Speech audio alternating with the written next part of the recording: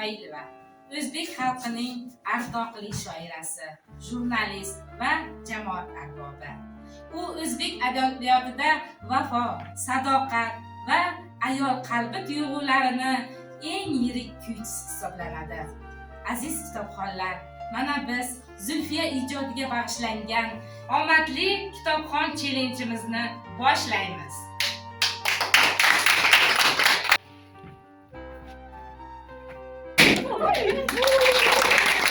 O'rik gullaganda derazamni oldida bir tup o'rik oppoq bo'lib gulladi. Gulni ko'rib ishqparast qalbim ming aytilgan darddan so'yladi.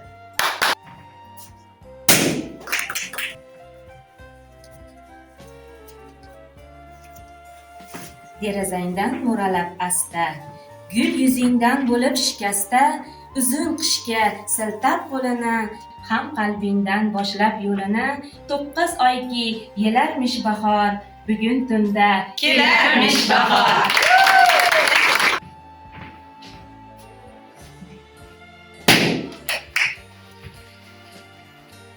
Go'zallikni eltib jahonga, sano aytib har o'tgan onga. Jamolingga bo'lib mahliyo, istarangdan olgancha ziyo. Bizga iqbol tilarmish bahor, bugun kunda kelarmish bahor.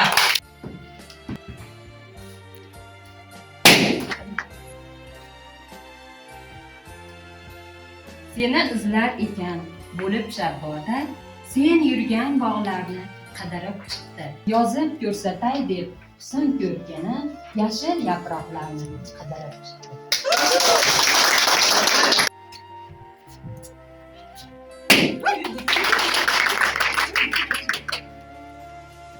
Qancha sevar eding bag'rim bahorni, o'rik gullarining eding maftuni, har uyg'ongan guldak nafas bergani kabi ko'zlaringga surtib o'parding uni.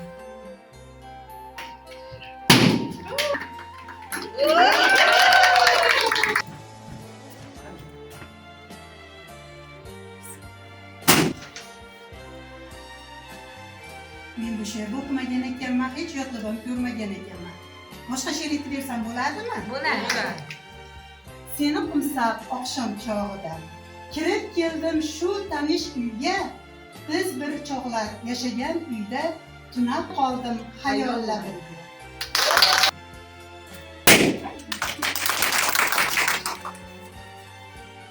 Mehrlaring menga og'irib, yomg'irlarni yerga yog'dirib, suvlarini elarmish bahor, bugun tunda kelarmish bahor.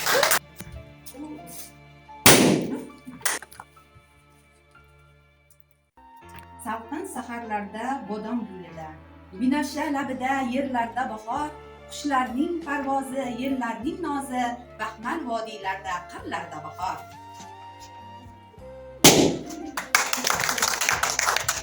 Hayotga to'ldirib tilni, kengaytirib kichik ko'ngilni, duolarin ijobat etib, tabiatni chamanzor etib, baxtimizni kelarmish bahor, bugun tunda kelarmish bahor.